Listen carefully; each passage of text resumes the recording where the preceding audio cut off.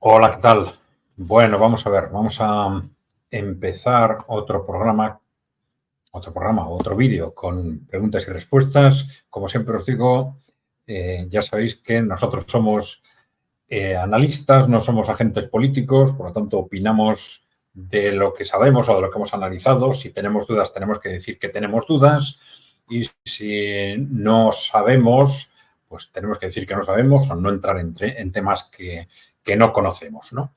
Bien, ya sabéis que si queréis ayudarnos, la forma más directa es que os suscribáis al canal y también, por supuesto, que difundáis la información que os parezca interesante, evidentemente. Dejarnos propuestas, ideas, comentarios, preguntas en el propio canal y iremos respondiéndolas a medida que podamos. Venga, vamos a empezar.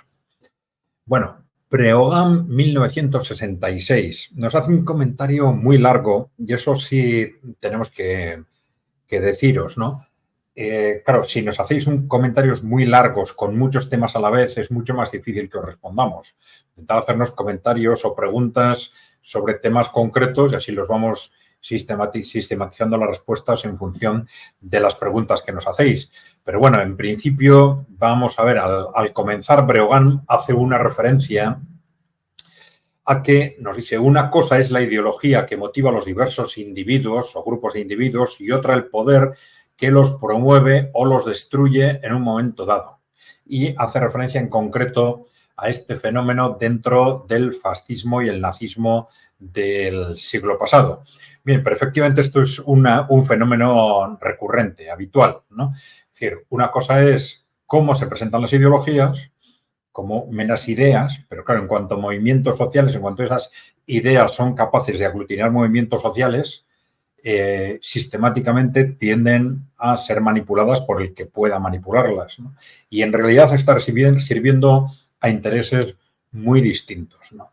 Por ejemplo, efectivamente, en el caso del fascismo o del nazismo es muy claro que los objetivos reales no eran en realidad, pues bueno, del tipo de nacionalismo exacerbado del fascismo, del nazismo o de ese tradicionalismo también exacerbado que vertientes de estos movimientos tenían, ¿no? En realidad eran, y lo hemos dicho más de una vez, fueron movimientos instigados, financiados, promovidos sistemáticamente por las grandes corporaciones, ¿no? Con el fin de hacer frente a la amenaza estratégica que entonces sentían, primero, por un movimiento obrero muy agresivo entonces y por la Unión Soviética.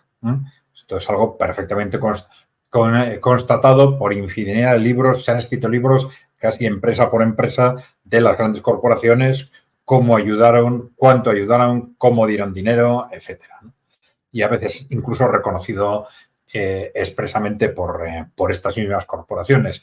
Se puede destacar el libro que escribió el jefe del grupo Thyssen, diciendo: yo financié a Hitler, así de claro, ¿no? Lo escribió, por supuesto, después de la guerra, intentando justificarse y cómo luego se dio cuenta de que se había equivocado, etcétera. Bueno, lo habitual en aquella situación. Pero sí es cierto que, tal como apunta Breogán, una cosa es lo que estas ideologías, pues tipo, ya digo, nacionalista, exacerbado, tal, decían, y otra cosa es lo que pensaban quienes estaban apoyando estas ideologías. Que esto es algo muy claro. Ellos, los que realmente la estaban financiando, pues bueno, algunos sí tendría una identificación con ese nacionalismo exacerbado, pero muchos de ellos únicamente tenían un interés por defender su situación, defender su poder político y económico frente a una serie de amenazas, ¿no? Y por eso estos mismos grupos de poder no tuvieron ningún problema para, a partir de la Segunda Guerra Mundial, meter en el cajón el fascismo y el nazismo e impulsar, en función de sus propias estrategias, ideologías distintas, ¿no? Que, bueno, fueran en algún caso liberales, luego neoliberales, empezaron también a impulsar, por ejemplo, movimientos ecologistas, o si queréis, de manipulación del ecologismo. Bueno, esto nos extenderíamos en otros en otros ámbitos. Pero bueno, ya hemos hablado de esta contradicción fundamental a la que hace referencia Breogán 1966. Bueno.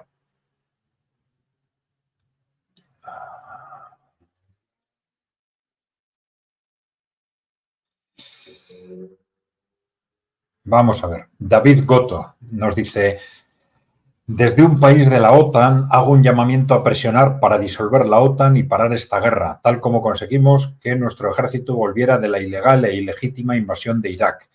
Ya lo hicimos y hay que volver a hacerlo. A la calle a dejar claro que no queremos, o que en España no queremos, guerra con Rusia. Sí, esto es, evidentemente sería lo ideal. Y hemos dicho que para detener este proceso, o bien se detiene por miedo a la fuerza respectiva de los dos bloques, o bien se detiene por la oposición popular. Y la oposición popular en este momento es en muchos países inexistente.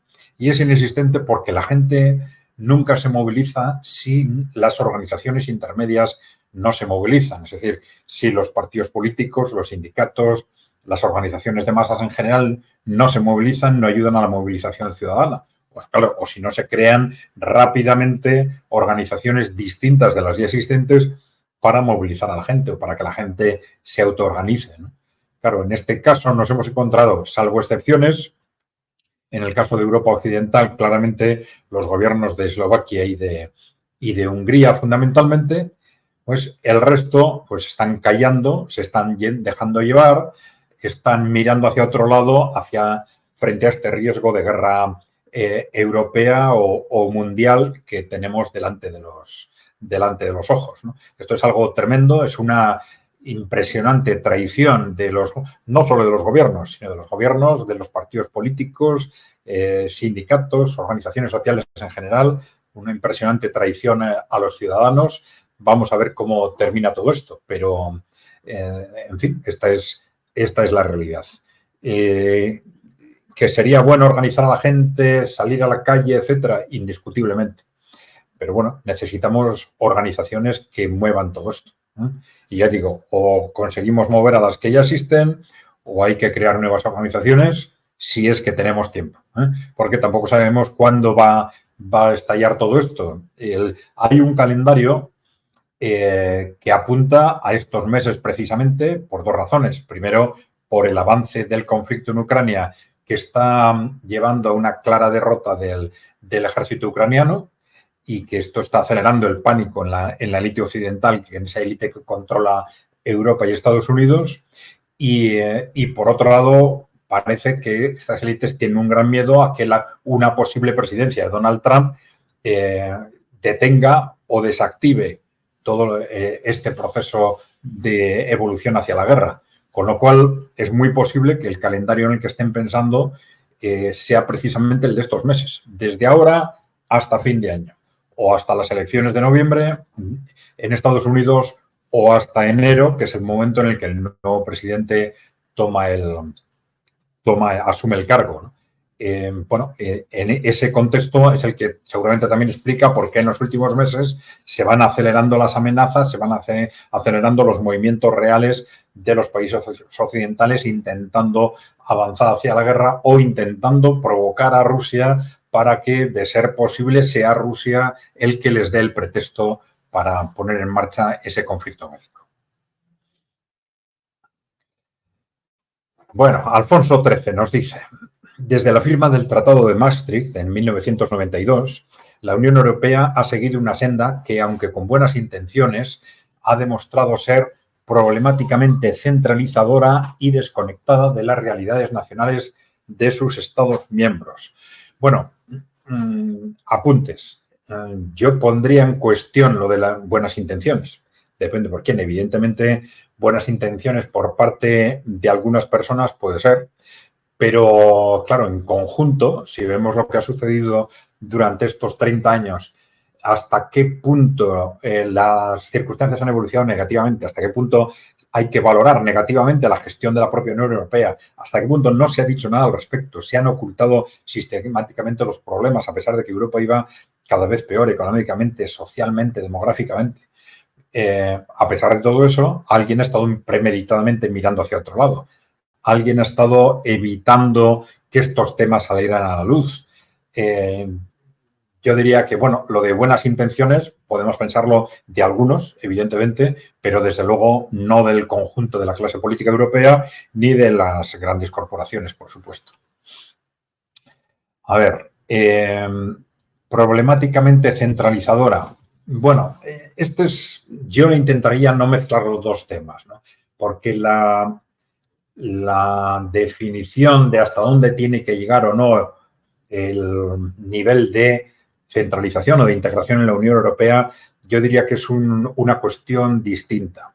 Es una cuestión que debería resolverse también en función del contexto. Es decir, centralizadora, ¿para qué? Claro, el problema es que si desconfiamos, como desconfiamos nosotros, de cuáles son las intenciones de esas instituciones centrales de la Unión Europea, de realmente para quién están trabajando, si están trabajando para Estados Unidos, están trabajando para las grandes corporaciones o para quién están trabajando.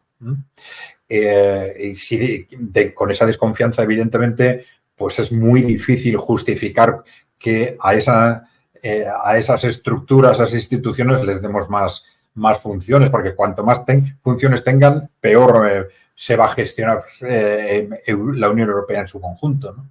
Pero, claro, desde un punto de vista teórico, ¿cuáles deberían ser o no las competencias puestas en común o las que absorbieran los estados? Yo diría que es un examen distinto, ¿no? Sí parece que, desde luego, lo que ha sido el paso a la moneda única en concreto, un proceso muy importante en ese proceso de integración, ha sido más que discutible. Más que discutible porque probablemente, y esto ya se reconoció por muchos líderes europeos, ¿no?, que era un paso dado premeditadamente excesivo para que, al surgir las contradicciones que iban a surgir como consecuencia de la moneda única, esto obligara a centralizar el conjunto de la política económica, ¿no? Pero, en principio, desde el punto de vista teórico, poner en marcha una moneda única sin poner en marcha una política económica única, sobre política fiscal y política económica en su conjunto, pues era bastante dudoso, bastante cuestionable. Pero bueno, es lo que se hizo. Y digo, una cosa es la asignación teórica de facultades a la Unión Europea y otra cosa es en la práctica qué y cómo se hace y qué nivel de confianza hay en las instituciones que tienen que gestionar esas competencias. Bueno, Marcelo Alfonso. Mi pregunta consiste en si habrá o no una tercera guerra mundial. Bueno, no voy a responder ni que sí ni que no. Puede ser que sí y puede ser que no. Hay un riesgo muy alto, mucho más alto de lo que pensábamos hace 2 años.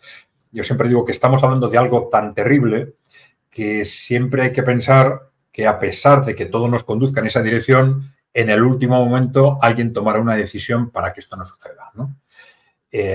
Los distintos agentes involucrados harán algo, tomarán decisiones, adoptarán políticas distintas a las actuales para que no se llegue a esa situación, ¿no? Pero la verdad es que en este momento estamos encaminados en esa dirección. Y la razón fundamental, ya lo hemos comentado, es esa situación de pánico existente en la élite occidental, ¿no?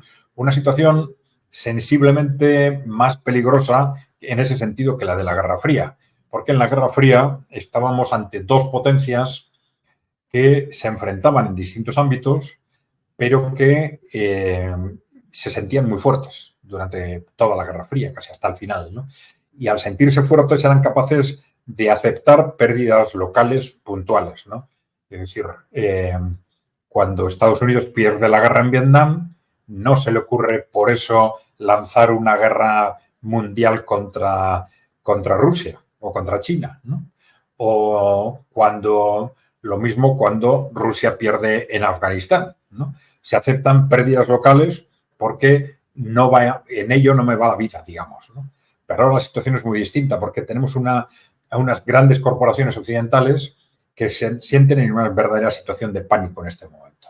Y frente a ese pánico piensan que una victoria de Rusia en Ucrania es inaceptable. Es inaceptable porque va a implicar un avance de la influencia política e ideológica de Rusia en todo Occidente, que les va a llevar no solo a perder el control del mundo, que es lo que se va a generar como consecuencia de ese paso de un mundo unipolar a un mundo multipolar, sino también a perder probablemente el control también de Europa y también de Estados Unidos, ¿no? Y por lo tanto eso es poner su propio futuro económico y personal en cuestión. Eso hace que ese contexto sea inaceptable y que estén dispuestos a todo para evitar que ese contexto se produzca. Y esto es lo que nos está poniendo fundamentalmente en riesgo de una tercera guerra mundial. Y esto se está manifestando desde hace un año aquí en una estrategia constante de avanzar a esa situación por parte de las potencias occidentales y avanzar intentando constantemente provocar a Rusia para que Rusia dé el primer paso. Un primer paso que justifique lanzar a la OTAN contra Rusia en una guerra global. Vamos a ver. Alcaravanos nos dice, el hecho de que Alemania tenga una constitución impuesta después de la Segunda Guerra Mundial hasta nuestros días puede representar esa sumisión a las órdenes de Estados Unidos y que le represente pérdida de influencia en Europa. ¿Sería mejor que Alemania fuera independiente y soberana? Aún persiste el temor hacia Alemania. Bueno, son aspectos complementarios de un mismo tema, efectivamente, ¿no? Efectivamente, esa sumisión a Estados Unidos durante todas estas décadas ha sido muy evidente. Ha habido una sumisión, si se quiere, en cierta forma del conjunto de Europa Occidental, pero en el caso de Alemania ha sido muy evidente y nosotros hemos citado como anécdota casi, ¿no? Esto es algo perfectamente conocido, pero como anécdota las declaraciones del responsable alemán de las relaciones con Estados Unidos y explicaba que en los 10 años, responsable durante los años 90, y cómo durante esos 10 años constantemente en las reuniones cuando se trataban temas de tercero o de cuarto nivel no había ningún problema, pero cuando se trataban temas realmente importantes, en el momento en que surgía una discrepancia, los representantes de Estados Unidos sacaban del cajón las carpetas de dosieres y hacían callar a los representantes alemanes. Claro, carpetas de dosieres que son sistemáticamente alimentadas por unos servicios de inteligencia norteamericanos que lo saben absolutamente todo de los líderes alemanes y que además, y esto también se ha sabido por otras vías, que están infiltrados en prácticamente todos los medios de comunicación, controlando cuestiones clave como la opinión política, la opinión económica y la opinión internacional. Bien. ¿Sería mejor que Alemania fuera independiente y soberana? Bueno, pues en principio siempre es bueno que los países sean independientes y soberanos. Aún persiste el temor hacia Alemania. Yo creo que es importante tener en cuenta qué es lo que sucedió con Alemania en los años 20 y 30, que es lo que hemos comentado antes, ¿no? Porque claro, una cosa es que la propia Alemania pues haya contradicciones, haya crisis sociales, económicas, haya brotes de nacionalismo, pero lo que sucedió con el nazismo en los años 20 y 30 sucedió de una forma perfectamente organizada desde las grandes corporaciones. Ya lo hemos explicado, ¿no? Y que ahí está perfectamente documentado. Hay libros escritos empresa por empresa acreditando cómo y cuándo se financió al partido nazi, se colaboró con el gobierno nazi, se colaboró con los campos de concentración, etc. Y grandes corporaciones no solo alemanas, sino alemanas, británicas, holandesas y de Estados Unidos, del propio Wall Street, ¿no? Bueno, en principio, la posibilidad de una repetición, no exactamente igual, pero de la puesta en marcha de movimientos radicales comparables, podría producirse si tenemos en cuenta, pues tenemos un cierto riesgo de que se produzca, si tenemos en cuenta que existe un riesgo comparable con el que para entonces representaba la Unión Soviética, que es el riesgo actual de los países emergentes. Y aunque no hay, el movimiento obrero actualmente está en buena parte desactivado, pero sí hay, bueno, una oposición interna creciente, esto que se llama populismo de derecha, populismo de izquierda, ¿no? Pero, bueno, esto sí podría estallar a través de un movimiento manipulado, premeditadamente radicalizado por parte de las grandes corporaciones en Alemania o en otro país, pero tendría que ser en Alemania. Aquello se puso en marcha fundamentalmente porque era un país suficientemente fuerte con capacidad para constituirse en un verdadero portaaviones contra la Unión Soviética, ¿no? Y entonces ahora Alemania podría desempeñar ese papel, bueno, no de forma inmediata, ¿no?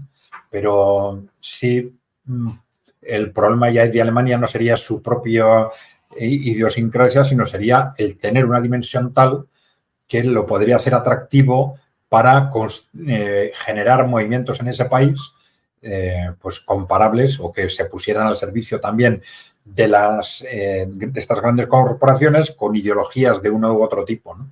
Pero la verdad es que esto está pasando, de hecho, en Alemania y en otros países. Lo que pasa es que están utilizando no ideologías del estilo de las del nazismo o el fascismo de los años 20 o 30, es otro tipo de fascismo, si se quiere.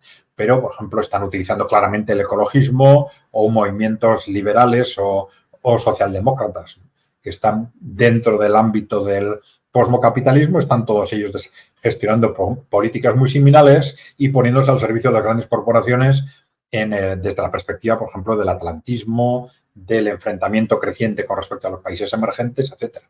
Vamos a ver todo esto hasta dónde lleva, pero yo creo que ese es el tema fundamental, ¿no? Es decir, para que se generen movimientos de la agresividad, de una agresividad comparable, pues, bueno, necesitamos, seguramente deben existir intereses corporativos como los que mencionamos, bueno, y no hay que olvidar en qué situación estamos, ¿no?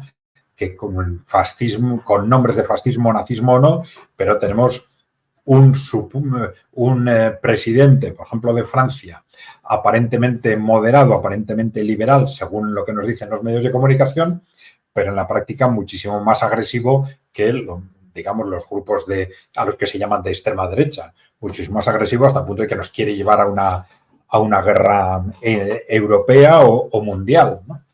Vamos a ver. Bien.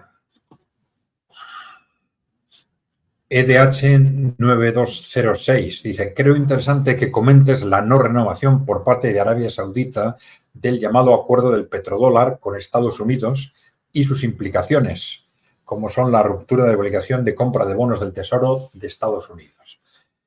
Bien, bueno, realmente es un hecho que venía de alguna forma proyectándose o previéndose, ¿no?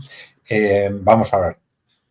Lo que se ha llamado el petrodólar, el sistema del dólar de los últimos 40 o 50 años, se ha basado en que en ese pacto estratégico fundamentalmente entre Arabia Saudita y Estados Unidos, en base al cual Arabia Saudita se comprometía a comerciar su petróleo en dólares y a cambio recibía garantías de seguridad por parte de Estados Unidos, ¿no?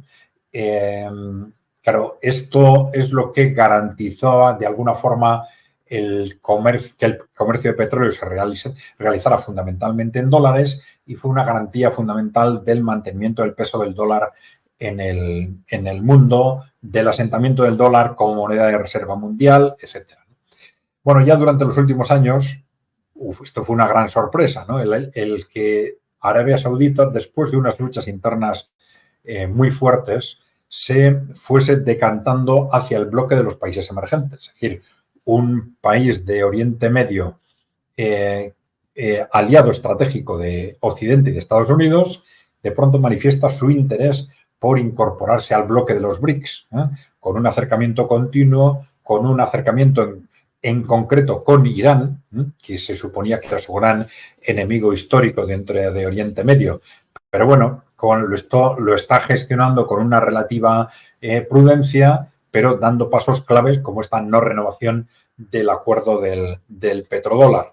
Vamos a ver esto qué supone en la práctica, porque el cambio, el cuestionamiento del papel del dólar como moneda de referencia internacional es algo complejo. Hay distintos factores que inciden en este sentido, no solo las decisiones que tomen los estados, también las decisiones que tomen las empresas privadas.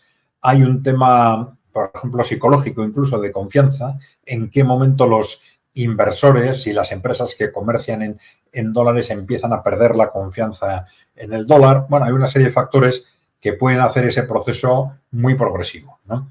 Los países emergentes y muchos países en desarrollo van adoptando pequeños pasos para ir apartando al dólar del comercio internacional de forma progresiva, y esta decisión de Arabia Saudita, evidentemente, es un paso, es un hito muy significativo, pero vamos a ver, porque el proceso será progresivo y probablemente dependerá, como todo lo que está pasando en el mundo, de qué suceda con este choque geopolítico que se ha abierto en el año 2022, que veremos cómo se va decantando previsiblemente durante los últimos años.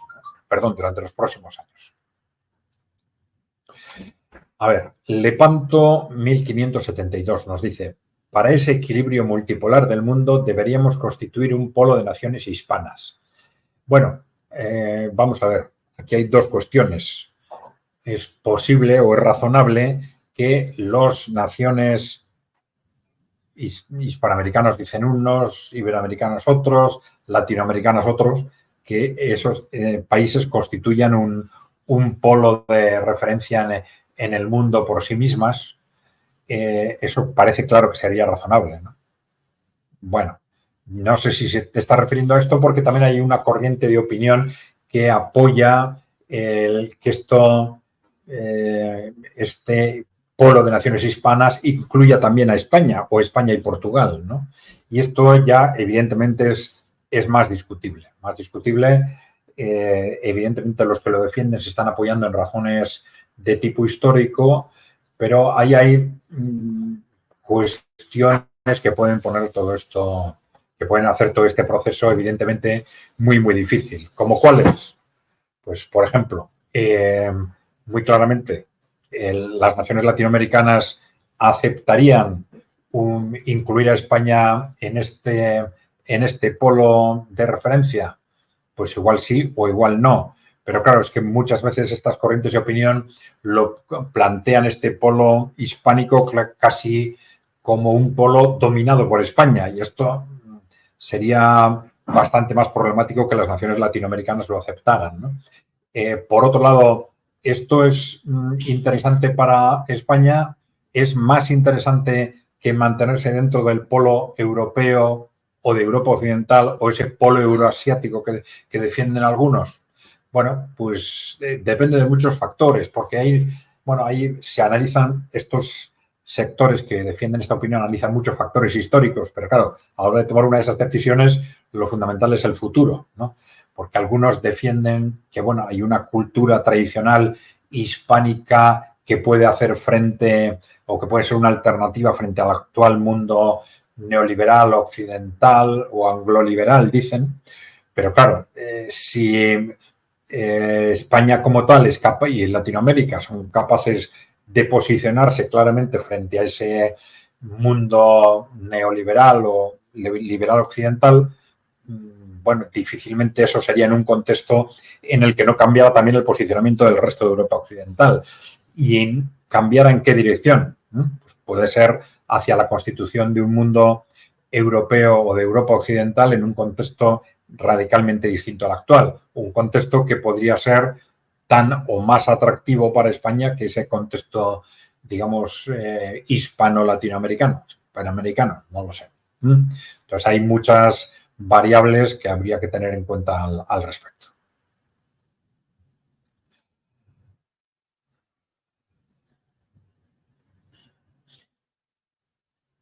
Bueno, Alejandro Blanco nos dice, buenas noches. Al margen del discurso catastrofista climático y de que el fin de las reservas de petróleo no parece que sea una afirmación acertada, ¿no cree que sería útil seguir profundizando en la generación de otro tipo de energías como la eólica y la fotovoltaica y aplicarlas a todo tipo de maquinarias?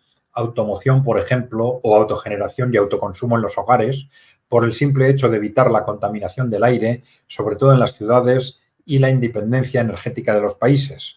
Por ejemplo, España, por sus condiciones climáticas, podrá ser un gran productor de energía fotovoltaica y eólica, lo que abarataría, con todas las ventajas que ello conlleva, nuestra factura energética y nos evitaría depender de otros países.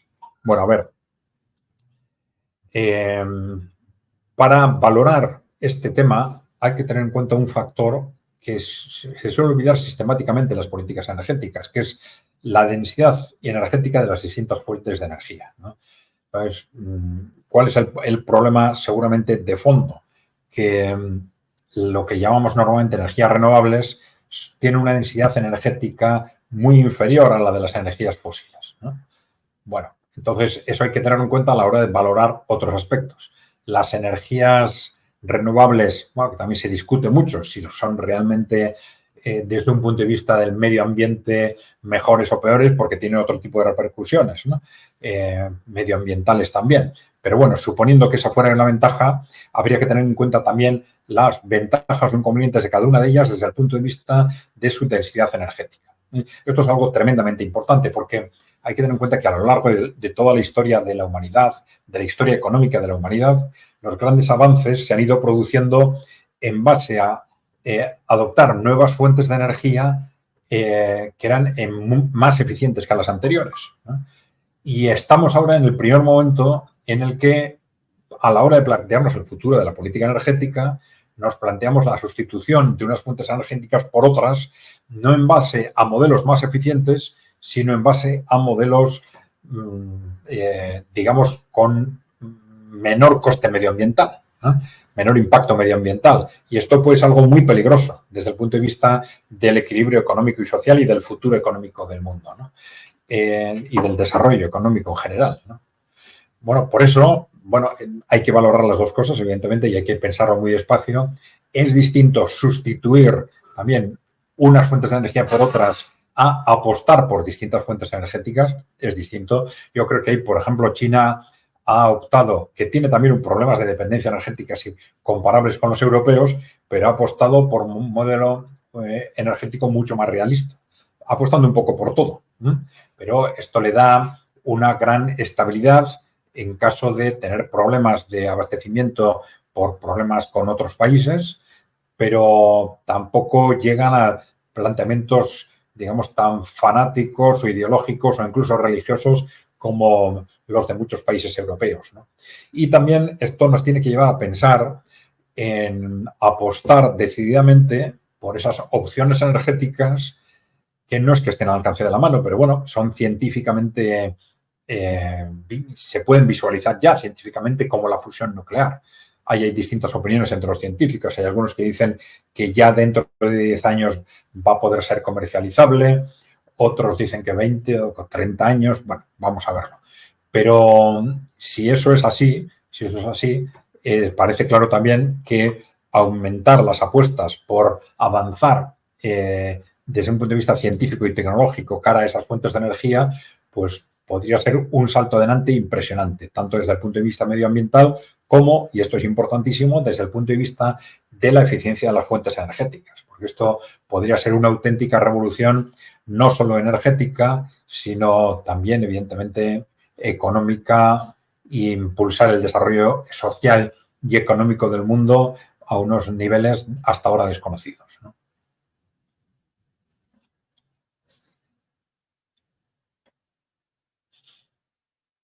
A ver, Eleder Iruskin nos dice, el diccionario de la lengua define la geopolítica como el estudio de los condicionamientos geográficos de la política.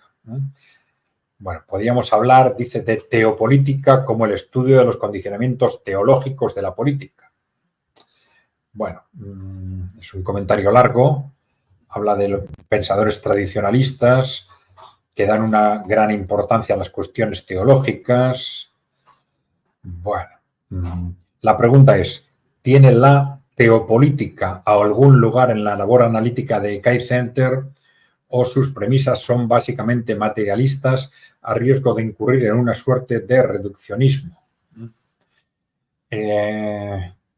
Bueno, materialistas. Bueno, intentamos ser realistas, ¿eh? Y dentro de ese realismo pegarnos a la realidad lo más posible. Pero claro, esa realidad es siempre una realidad compleja y no incluye solo aspectos materiales, sino aspectos materiales, sociales, humanos, ideológicos, religiosos, etcétera. Todo eso es evidentemente parte de la realidad, ¿no?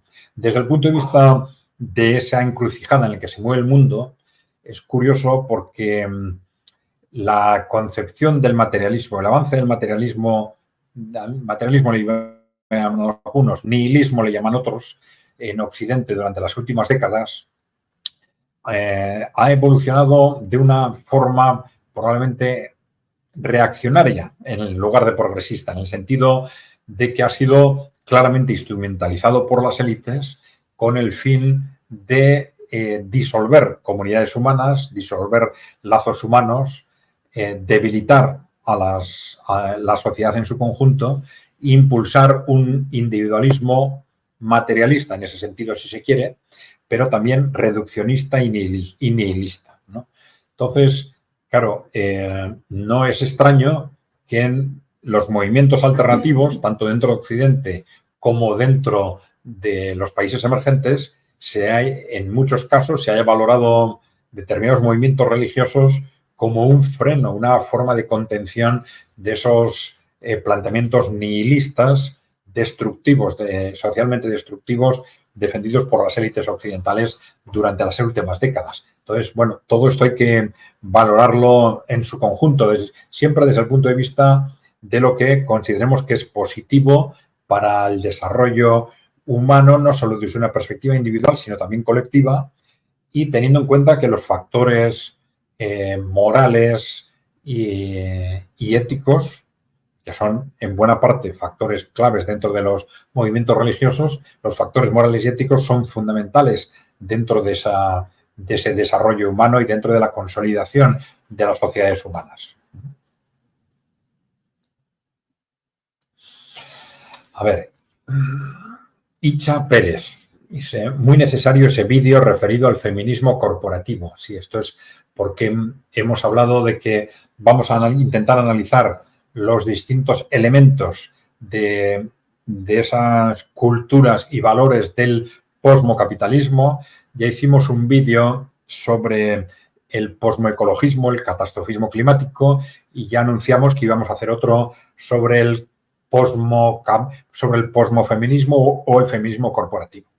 Y dijimos que no nos gusta utilizar solo la palabra feminismo porque detrás de esa palabra puede haber cosas muy distintas. Está el proceso natural de emancipación de la mujer y luego está esa manipulación constante de ese proceso por parte de las élites corporativas. O sea, por eso preferimos utilizar el concepto o de emancipación de la mujer, proceso de emancipación de la mujer, o posmofeminismo y feminismo corporativo.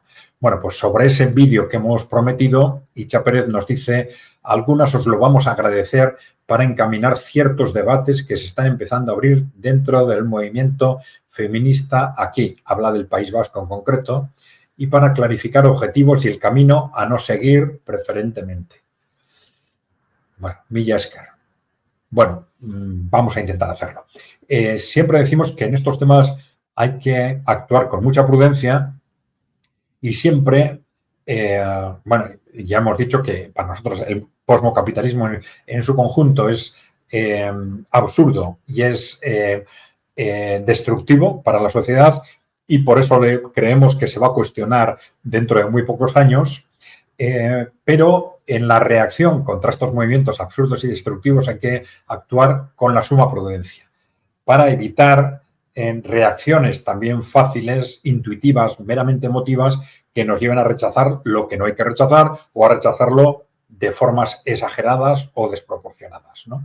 Hay que hacer un esfuerzo constante para distinguir lo que es, como hemos dicho, parte del proceso natural y positivo de emancipación de la mujer y lo que es manipulación de ese proceso, ¿no? Entonces, vamos a intentar dar también algunos elementos para distinguir con la mayor claridad posible esos dos conceptos, ¿no? Y esto está muy relacionado con la explicación histórica de ese proceso de manipulación, del proceso de emancipación de la mujer, que tiene sus orígenes más bien, fundamentalmente a comienzos del siglo XX. Bien.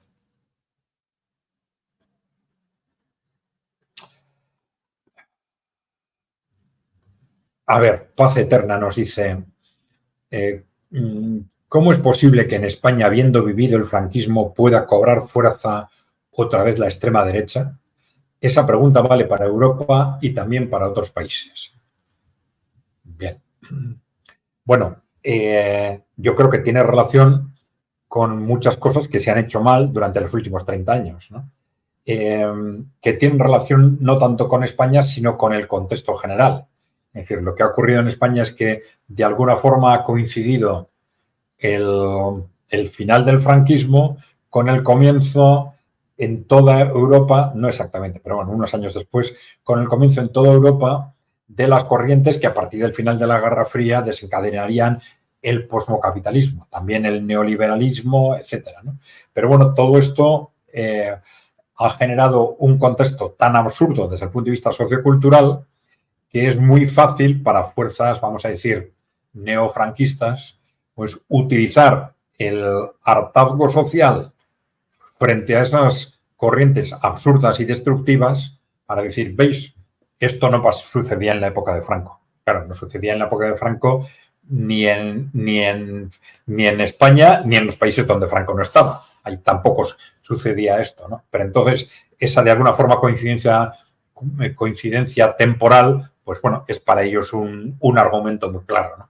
Entonces, España tiene ahí una contradicción, ¿no? Porque por un lado, el peso, el eco más o menos reciente del franquismo genera anticuerpos en la sociedad frente a los movimientos franquistas o neofranquistas, pero por otro lado, ya digo, todo ese proceso, esos procesos absurdos, tanto socioeconómicos como socioculturales de estos 30 años, están ayudando claramente a que el neofranquismo manipule esas contradicciones a su favor, ¿no?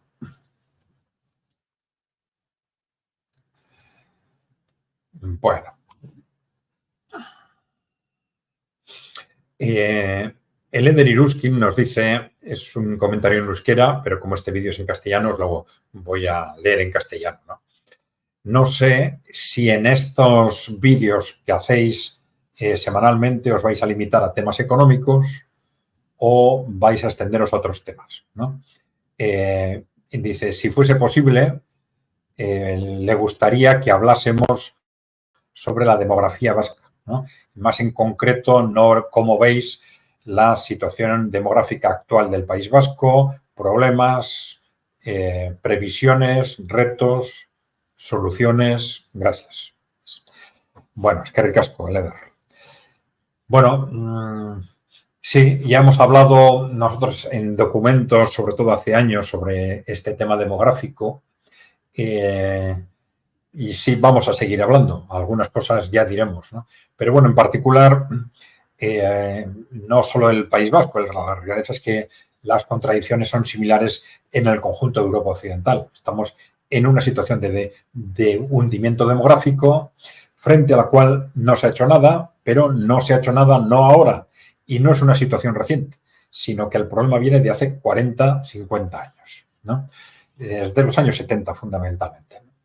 Y el hecho de que durante estos años no se haya hecho nada, a pesar de que el problema ya estallara entonces, es muy revelador de que no se quería hacer nada. Es más, sistemáticamente se han apartado, se han marginado, incluso el que se analizaran estas cuestiones, considerándolas políticamente no correctas, no era políticamente correcto hablar de este tema y tal. Y ojo, porque casi siempre cuando hay algo que se define como políticamente correcto o incorrecto, es porque a las élites corporativas que controlan los medios de comunicación, la industria cultural, etcétera, no les interesa que se hable de ello, ¿no?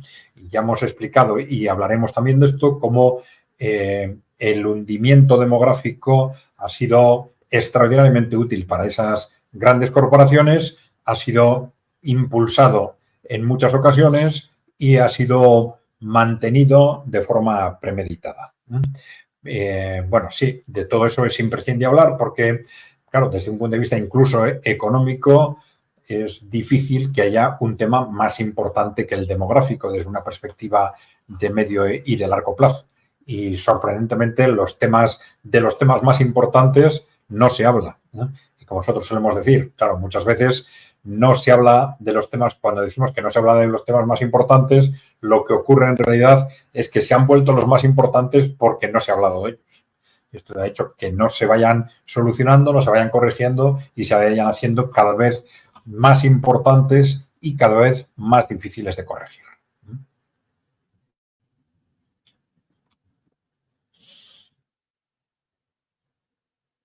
Bueno, otro comentario en euskera también nos dice María Aránzazu.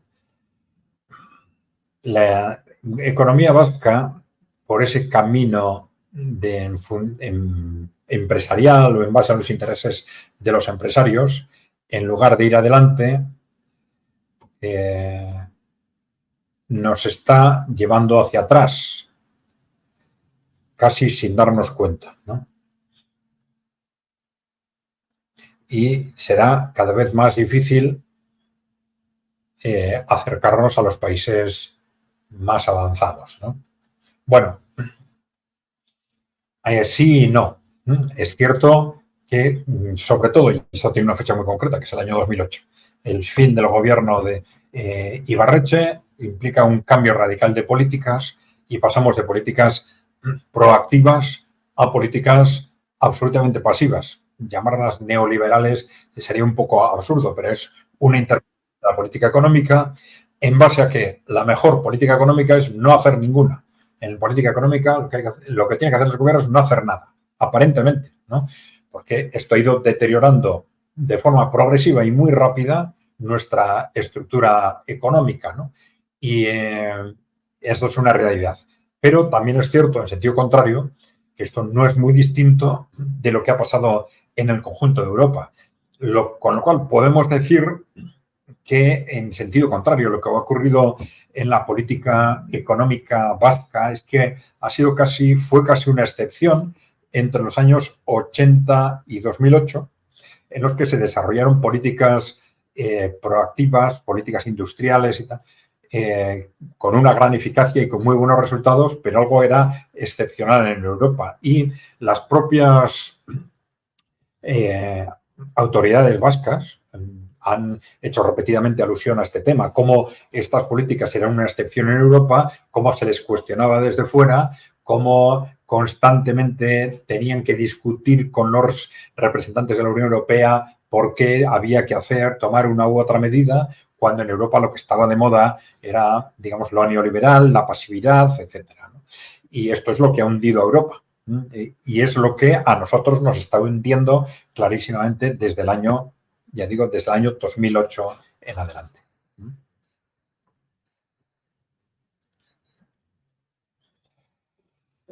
Bueno,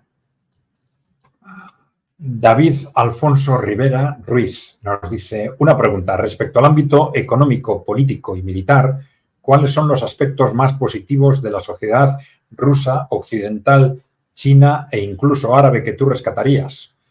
Por ejemplo, en el hipotético escenario de que fueras un dirigente de gran poder e influencia popular, ¿qué cosas adoptarías de estas sociedades para tu propio país o sociedad? Bueno, esto da para mucho, evidentemente, ¿no?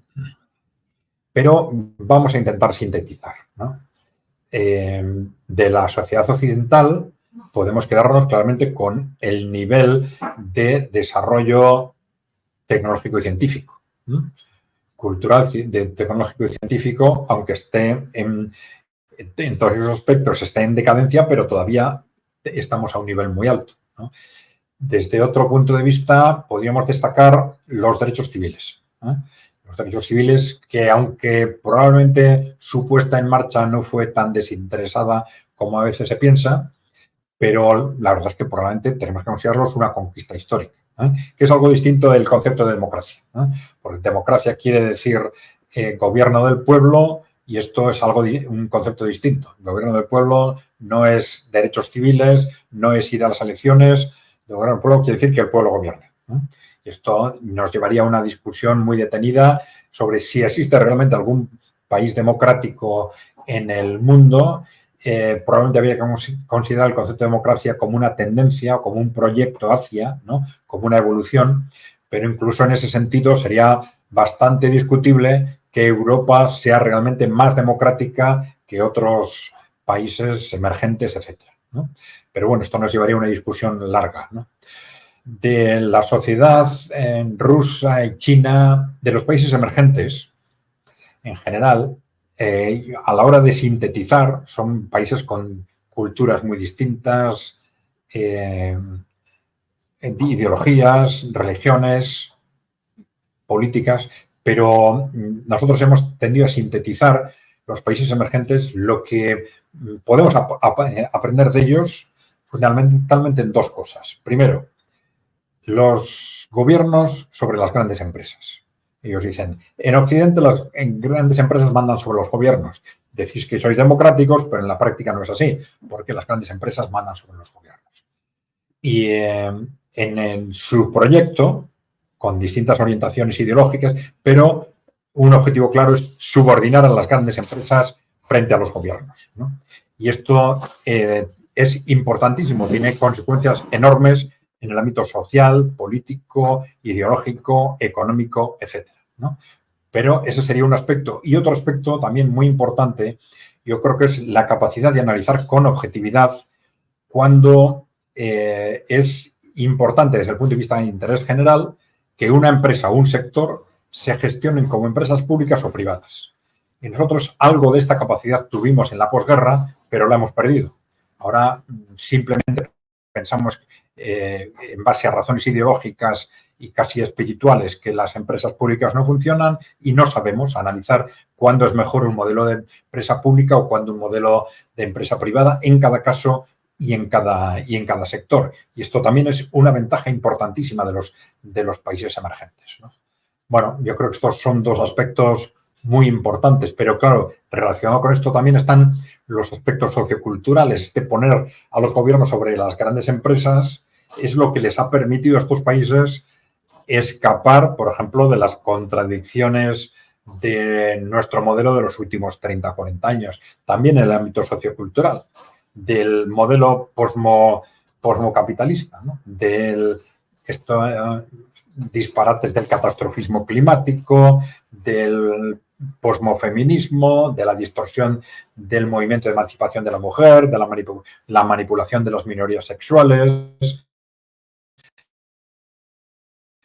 de estas estrategias de manipulación masiva de la explotación masiva de mano de obra migrante, etcétera, ¿no?